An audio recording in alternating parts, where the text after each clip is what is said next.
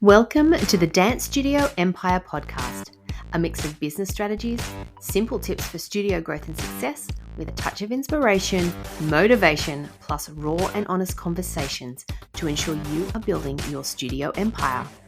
I'm your host, Jen Dalton, studio owner for 30 years, dance business coach, and author of the book Teaching Dance Beyond the Steps. My business philosophy is creativity is our superpower, and I believe we all have the means and ability to infiltrate this into our studio. Just sometimes we can get too busy, distracted, or overwhelmed to see that. And so this is exactly what I am here to help you do. Okay then, let's do this. Hit that subscribe button, sit back and relax. Now let's get ready to build your dance studio empire. Hello, beautiful people, and welcome to this week's episode of Dance Studio Empire. On today's episode, I'm going to be talking about the mindset of a $1 million studio owner. Now, your goal might not necessarily be to make $1 million, and that is absolutely fine. I just use it as an indicator or an idea for people to be able to visualize. Your idea of success, of course, is going to differ from everybody else's, because what your idea of success is completely different to somebody else's. Your goals are going to be completely different. Maybe your goal is a certain amount of students enrolled at your studio. And again, that could be 200, it could be 1,000, it could be 50. Maybe you have a, in air quotes, normal job and you run your studio in the afternoons, but you want to make your studio your main job. Maybe your goal is to just simply change the lives of 1,000 dancers from disadvantaged countries. Maybe it's to franchise or expand your brand, or possibly it's even just getting out of the classroom teaching and running your business as the CEO. Whatever it is, as long as it is moving you from where you are to improving your situation, that is success. And that is what I'm talking about when it comes to this particular mindset. So I'm going to be talking you through 5 things to focus on to help with that mindset shift, and whether that is to make $1 million or whether it is just to continue to improve where you are right now to get you to your next level. All right, so let's just jump in. The first one is you need to be able to take the good days with the bad. Now, this is definitely a yin and yang, and I think it's really important that we have it in our life. On those good days, hopefully there are more good days for you than not, but these are the days where you should be feeling grateful for the things you have, for the work you've put in and you're seeing results. These are the days that give you confidence. You are seeing momentum, you're motivated to keep going. But then there are the days that I call the bad days, but they're not necessarily negative, because these are the ones that you need to use to learn. You need to build resistance and build resilience from, and just accept that things are going to fail. Failing is good, because if we're not failing, it means you're not trying. When something doesn't work, then that's excellent, because then you just try something else, because you now know that doesn't work. So you just try something else. So your bad days aren't negative. They're actually, they're good. They're probably going to be slower days for you, but still very important to be able to accept them. Now, so for example, of a bad day for me was when I lost my studio manager. She'd been working with us for 5 years. She was teaching majority of classes. She was, running a lot of the admin stuff. Very involved in the business, very involved in development of a lot of stuff as well. And she called 2 days after Christmas and said, due to personal reasons, she has to move and she was leaving the state and she was going. And that was a very bad day. And I can tell you, I did have a few days of just sadness and tears, of course. But from I learned a lot of lessons. I learned that I was, the way I was running things needed to be tweaked. It built a lot of resilience in me, because all of a sudden I may have to step up. If I couldn't replace her, which felt like it was impossible at the time, that I was going to have to step up and do other things. So it was building this resilience in me. As it turns out, I found someone who's absolutely incredible. In fact, it taught me to take the business in a different direction, and it's been excellent for us. So that was an example of a bad day that I was able to really use to continue to build and grow. And so I really encourage you to, don't fall into that victim mentality of, oh, me again, I always lose teachers, I can never do this. That's a dangerous place to go.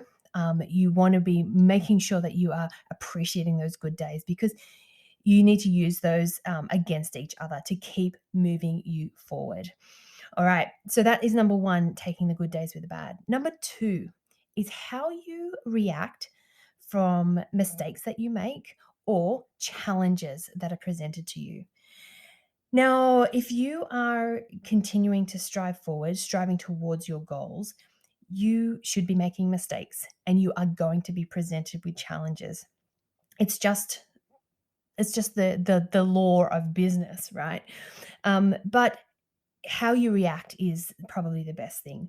So, for me, a challenge that we used to hire it was like a sports recreation center, and it was older. I loved it. We were there for, I don't know, 10 years, a long time. And although it was open to the public, it was a council building. It was privately run by a couple.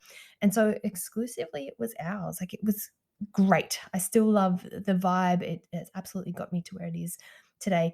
The thing with this particular building, it is in an area that was growing and houses were being built. And even from day one, when we started there, they had said to us, there is, at some point, this building is going to be knocked down because they're going to be doing housing development through here. And we're like, okay, do you have any idea when that's going to be? And no, no one could ever give us an answer. At the council, it was always different versions. And no, is there even a building there? Like, it was quite ridiculous in the end.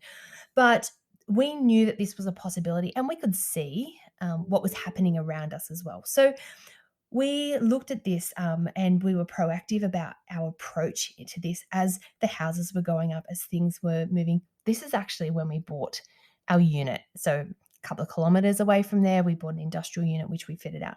But I kept the studio that was running there going. So it was still running 5 days a week from this particular center. And I was doing a lot of the teaching there still as well.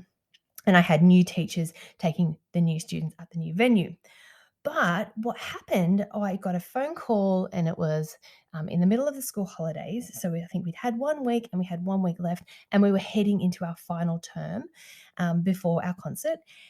And I had a call from a council worker that said, just letting you know, I'm at the centre now if you want to come and collect your stuff and grab your cupboards and your sound system and your banners. And I'm like, why? Why? What's going on?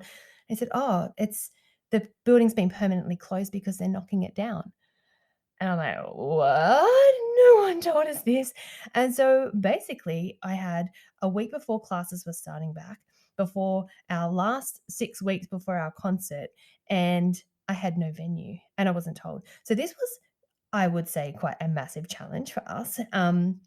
But what we did, we didn't panic. We sat down logically. So when I say we, I'm talking about my husband and I, because we work together collaborative, especially with things like this in the business. And we came up with some ideas. All right. So we took the challenge on board. We approached the council and said, this has happened. We haven't been informed. I've been a great tenant for years and years. What are you going to do for me? And they ended up finding us a beautiful hall that we could use. We got priority in it, and we ended up using this hall for years to come. So we're able to shift the studio that was currently running at this particular venue to another venue. It was only a couple of kilometers down the road. Again, it benefited us because we did stay there and we did continue to grow the studio in a new location from that. So that was a challenge, and then how we looked at it and how we bounced back. Now, a mistake, I'm going to tell you now, I feel quite vulnerable sharing this with you, but a mistake was something that I did. Again, it was a lot of years ago, and it still to this day can play on my mind because it was really out of character. But essentially, I and it's not even going to sound that big a deal, but it is a big deal for me. I had made a comment on social media on it was a friend of mine, and it wasn't a positive comment for her. And that was really out of character for me. I don't I pretty much don't post on anyone's feeds anyway, unless people ask me for my opinion. I'm not generally giving it. However, I made a comment, and it wasn't nicest, and it wasn't in good taste. And I regretted that decision so much. For many years, I felt sick about it. I lost a friendship over it, a colleague, respect of others. So it was a mistake that I learned from, because from it, I I did apologize, and I sent a message and said, and she accepted my apology, but I still to this day feel sick about it. But you know what it did? It reiterated that I don't comment. I don't want to cause unnecessary angst. I'm not that one to stir the pot. It's just not in me. It makes me feel uncomfortable, so I don't do it. And so from that mistake, I do not do that again. So I just learned from it. And so anything that you do, mistakes do happen. We are human. Okay. I do get that. I know we are studio owners. So sometimes it feels a bit weird because no, we don't make mistakes. But reality is we do. So just taking it, learning it, and then how are you going to bounce back from that? Okay. So that is number two, how you react to mistakes and challenges. Okay. Number three, be prepared for the hard work. Be prepared to put in time, do the research, do the extras that you need to do to make things work. Now, my husband has always said every business owner, if they want to be successful, if they want to grow, if they want to build a really solid foundation, has to dedicate 10 years of consistent, dedicated hard work to to their business. Now, that could be from 20 to 30, that could be from 40 to 50, whatever it is. It's almost like it's an unspoken law that you need to put in that time, and you will slowly see. So at the beginning, you'll see that consistent effort doesn't feel like it's giving you much reward back, but very soon you start to see the trajectory change, and then your success and your goals and your results are growing a lot faster than when you first started. But putting in that 10 years, a lot of people get a couple of years in and give up and quit because they're not seeing the results, and they're putting in they absolutely are putting in the hard work. But what I'm saying is stick with it. Do the research. When I implemented a studio uniform into our studio, this was a lot of years ago. So it isn't as easy and convenient as it is now, because we have a lot of great companies that can make our stuff. And I didn't have much money to outlay. Like, this is back when it was like dial-up internet, if any of you even remember what that is. And I remember sitting in our old house, because it was before we moved, and I was like, okay, I need to import uniform. And someone had just mentioned to me that there's a website called Alibaba, and you can go on there and find anything that you need. And so that's where I started. And it literally took a year of getting samples, having them sent to me, testing the material, testing the colors, sending them back, or no, let's try something else. So it was a little bit of outlay financially, but it was more the time that it took. But the reward from that was the profit was incredible. And as I said, it was back when I was a lot younger, starting out. So, it was really important to be generating that income. But also, I look at it now, and we still use this company. And they also have a sister company that we also use still to this day. So it was absolutely worth putting in the time. The profit isn't quite as much, but that's because obviously with inflation and shipping costs, things have changed a little bit. And we also do have options now. So for us in Australia, we have options of great companies at great prices as well. But what I'm saying is, in order to get to where I was, I had to put in the time and the research. And it did. It took about 12 months. I also at one point was getting shoes made as well, because I started a shoe brand, of dance shoe brand. And so it was the same thing. I had to find a company that first of all made shoes, and then had the samples sent out and had our branding put on them. And anyway, all learning lessons. All a lot of hard work, but worth it. You also may need to do some extras to make things work. And this could be in the case of mentoring. Like maybe you have a teacher that you can mentor. Maybe you have a studio owner friend who is not where you are in their business. So possibly, sit down and have a coffee with them. This is where I started. I for many years would mentor and coach other studio owners, and I'm talking like studio owners within my suburb, ones that even one that was in my own complex. It didn't matter to me. I didn't go in with an ulterior motive. All I knew is that I loved it. I loved being able to sit down with someone, they pull out their laptop, and I could identify what they needed to do to improve their business or to achieve their goals. And that's why I did it. I loved it. There was no reward for me. There was no cash payment, but it also got me to where I am right now. So I sit here and I'm coaching and I've got Dance Business Academy and I've got Million Dollar Studio Owner, these groups of dedicated and motivated studio owners who I know I can help because I did it for years with no motive behind it. I was willing to put in the hard work and it got me to where I was. Say, for example, you have a product or a program that you offer to other studio owners. Um, is there a way that you can to give them a free sample or give them a taster of it? Just be prepared to go the extra mile, just that bit, because it will pay off. I promise you it will. It's absolutely worth it. And remember that 10 years, how quickly time flies. So 10 years isn't really uh, too much now in the big scheme of how fast the world works. So, but if you are dedicated, if you're wanting to grow, this is a mindset that you need to get. And don't be bitter about it. Don't be bitter about the hard work. Go in, know, and accept that this is going to happen. If you are lucky enough to have a supportive business partner or a personal partner to help you, that really does help because you can bounce ideas.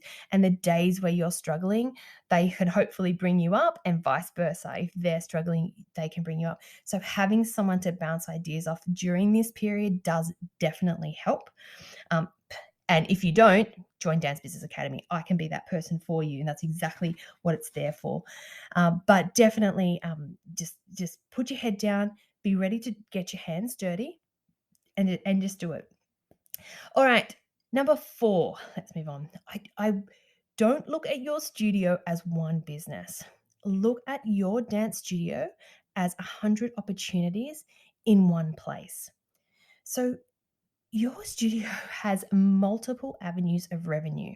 There's multiple things and offers that you can be doing to improve your situation to get you to where you want. Now, this could be workshops or birthday parties or introducing uniform that you're selling for yourself. You need to start thinking beyond just teaching dance classes. And it is easier now because we have more exposure to social media for sure. But sometimes I think we get so focused in on just increasing those numbers in class, getting new enrollments, that we forget about the external. So that mindset, taking things to the next level, take a step up and look over the top of your business and look for these multiple different avenues that you can add for your revenue. And then if you can't find it, that really is on you. You really need to take responsibility for that. You need to take responsibility for your revenue and your growth path. All right. So it's there. If you go back through my podcast, if you're not sure, I've got ideas that float through all of my podcasts of different ways that you can to multiply these avenues. So just you need to go in and look at it. Just don't get stuck focusing on the one thing. Okay, that's going to stop your growth and stop your success. All right, and finally, number 5. Number 5 is to make yourself uncomfortable. So basically, get comfortable feeling uncomfortable. Because when you're feeling uncomfortable, this is how you know you're growing.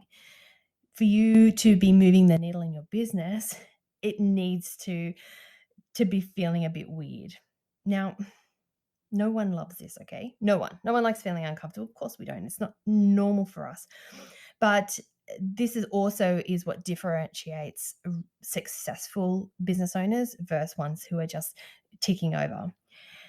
Now, this could be as simple as approaching schools or different events for performing opportunities, or maybe going to preschools to see if you can run a dance class, putting brochures up, going to different preschools and shops, putting your dance brochures up, or asking if you can hang signs. I know we still do this to this day, and it is still very uncomfortable. Another thing my husband always does is he puts our studio banner. So every year we just order some core flute signs, so really cheap. We just order them and we put them all over the suburb. And I mean, it's ridiculously cheap. Some last 24 hours and then the council pull them down. Others are there for a long time. There are still some up from the beginning of the year. Every year we do it, and it's worth it. For me, that makes me feel quite sick doing that, but he gets in the car, usually with my daughter, and they go and they just hang things up all over the neighborhood, and it pays off. That's an example of feeling uncomfortable, but it is continually growing our student. It's bringing brand awareness in our suburb, which is exactly what we need when you're in a suburb of surrounded by other dance studios. Maybe for you, feeling uncomfortable might be just getting on video, doing live videos. Remember how important connection is now? Video is such a great way to do it, but it's not normal, especially, well, not especially, but particularly for some of the older generations, i.e. myself. Getting on video isn't as natural as it is. I mean, when I had my babies, like there wasn't even smartphones back then. So even taking videos, which is now 18 years ago, mind you, we didn't have that access to that, but it is now, as you know, it's everywhere. So if you can get uncomfortable and show your face, it is only going to benefit you and your business, and just really take you to achieve those goals and getting those new inquiries and the new students, whatever it is for you, of course. And I know it's going to feel weird. On a little caveat on that, you are going to move in seasons, and it is really important because there are going to be seasons when you're not striving to move the needle, and that feeling uncomfortable is not going to work for you. So you have to listen and be aware of those times where maybe you just have to take a break, and that's absolutely okay. I just want to add that caveat in. I don't want any burnout happening. All right, so they're the 5 points. These are the true indicator that you are stepping into the mindset of the $1 million studio owner. So I encourage you to go back, listen again, take notes to work out where you need to start. Did any of it resonate with you? Is there anything on the list that made you feel uncomfortable? Did I say anything that you're like, oh, I couldn't do that? Because this is a really good indicator of somewhere for you to start working on that mindset to build your dance studio empire. Perfect. It's exactly what the goal is, right? Building that empire. All right, so I'll quickly run through them again. First one, taking those good days with the bad. The second one, being aware of how you react when you do make mistakes, and how you react when you are being faced by challenges. Okay, remember, it's how you bounce back that counts. They're going to happen. How are you going to respond? Number 3 is being prepared for hard work, putting in the time, putting in the effort, doing the research. Number 4, seeing the 100 opportunities in your one studio. Okay, so think beyond, sit above your studio, almost visualize sitting above it, and then have a look at the different arms that can be shooting out of your business. And finally is to make yourself uncomfortable, because that is how you're going to continue to move the needle and take you to your next level. All right, guys, that is it for today. I hope you got something out of that. Remember, if you have any feedback, please send me a message, DM me on Dance Teacher Central on Instagram, or on Facebook, Dance Studio Empire. I absolutely love hearing from your feedback, and I look forward to speaking to you next week. Have a really great week. Bye, everyone. Thank you for listening to this episode of Dance Studio Empire.